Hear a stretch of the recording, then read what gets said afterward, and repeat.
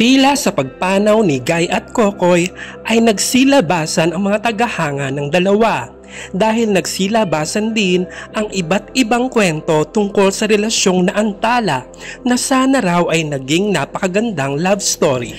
Ngunit ganun pa man, masaya ang mga Guy and Kokoy fans na magkasama na sila sa kabilang buhay. April 16 ngayong taon, pumanaw ang superstar ng bansa. Dumalaw pa kahit hirap lumakad si Kokoy sa burol ni Ate Guy at ibinigay sa mga anak ni Nora ang pinakatatago niyang painting.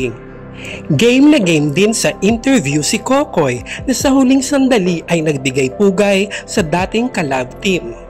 Inawit pa niya ang ilang parte ng theme song ng Lollipops and Roses na box office hit na pelikula nila noong 1971.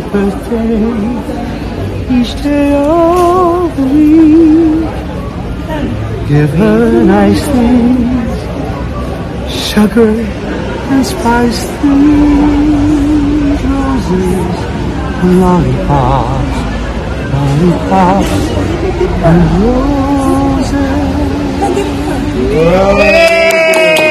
Thank you very much, sir. Thank you. Ngunit makalipas ang 2 buwan, June 14 ay namaalam na rin si Kokoy at para sa mga fans ay tila sinundan talaga ni Kokoy si Nora.